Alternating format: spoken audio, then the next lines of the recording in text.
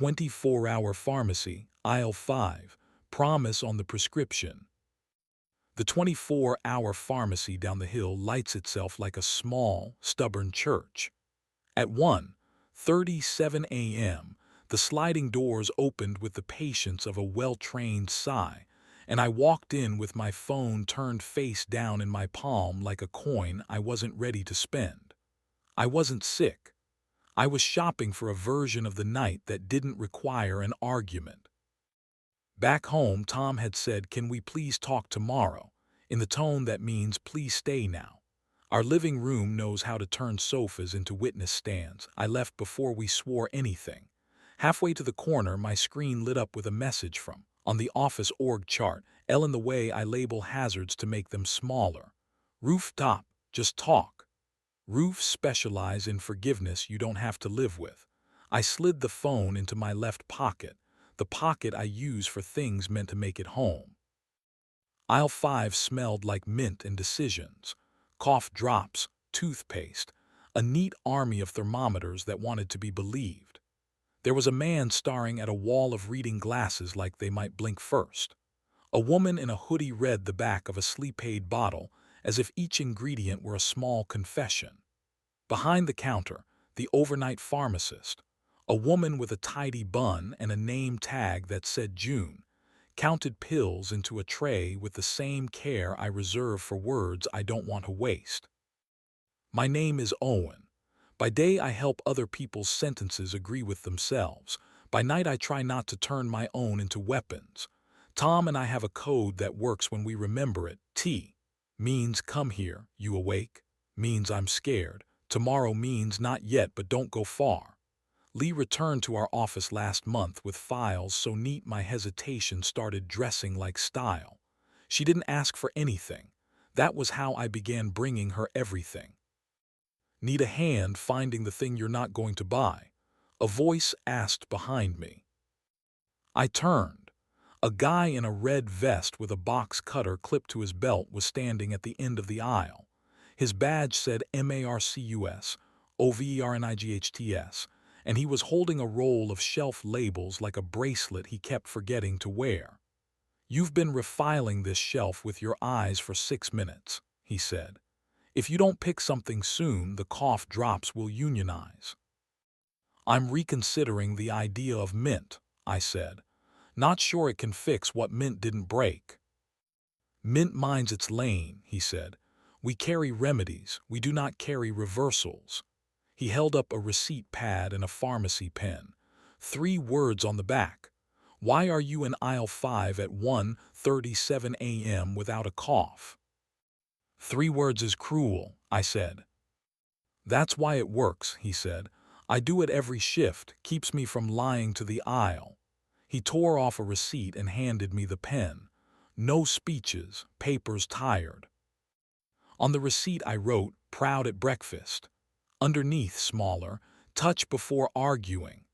The pen stuttered and then flowed, and the letters came out looking sturdier than I felt. Marcus glanced at the paper as if it were a license. "Good. Now if the lozenges try to recruit you, you can decline with context." He nodded toward the back counter. "If you want a second opinion, the pharmacist hands them out like water." June looked up when we approached. "Windows open," she said, the way some people say there's a seat here when they're not sure you'll take it. "Consultation or confession?" "Which one is covered?" I asked. "Confession is out of pocket," she said, and smiled the quick pharmacy smile that doesn't show teeth. "What are we treating?" "Decisions made in the wrong direction," I said. "We don't stock reversals," she said, echoing Marcus. "But we keep a lost and found for sentences." She tapped a plastic tray near the register, the kind where you slide cash if you're still nostalgic for paper. In it were folded scraps, a torn corner of a dozing chart, the back of a coupon, a price sticker. Each had a line in tidy caps: "Re-entering isn't surrender. Warm hands before reason. Check pressure before speed." "Take one if you need it," she said.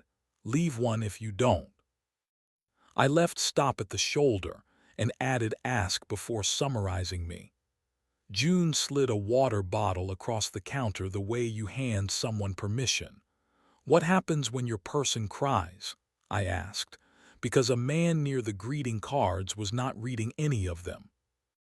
"I keep my eyes," she said, "unless they look at me. Then I hand them water. Kindness is often not interrupting." She nodded at the receipt in my hand. "Cold helps ink behave. Stick that on a fridge if you have one that believes you." "We do," I said. "It hums like a machine that's willing to negotiate." "Good," she said. "Also, consider the emergency kit." She pointed at a small shelf labeled Home Care. "It's just 3 steps. Fix the obvious, label what you can't, tighten to spec, not to ego. It's how we keep the pharmacy from rattling. Works on people."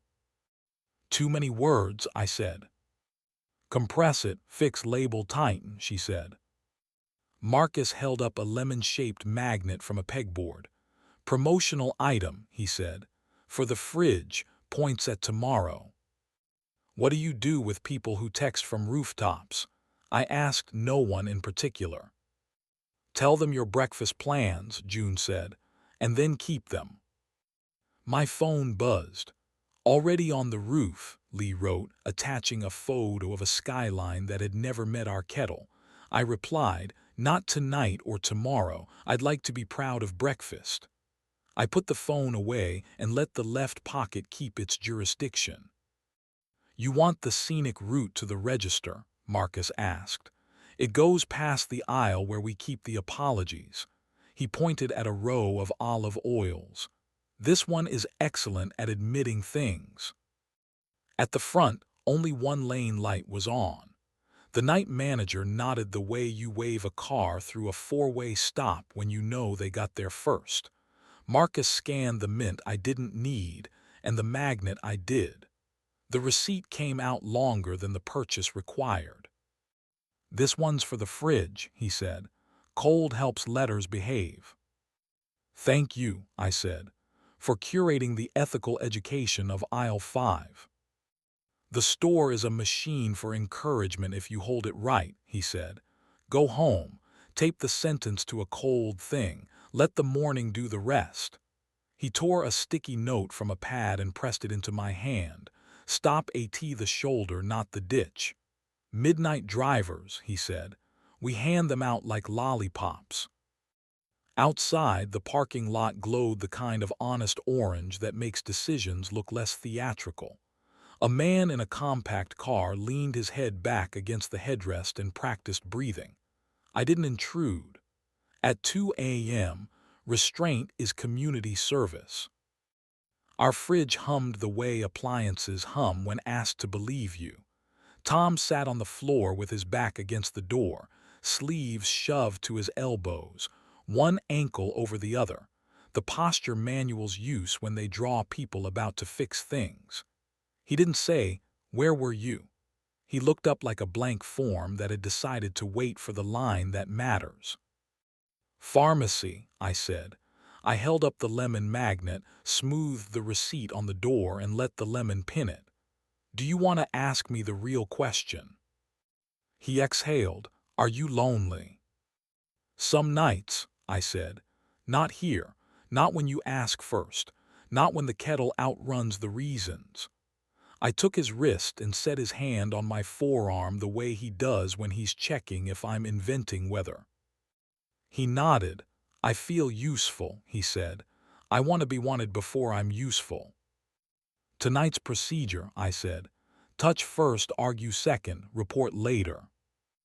We sat on the floor until the kettle's blunt kindness announced itself. We poured water over mint and called it dinner because sometimes names are the mercy you can afford.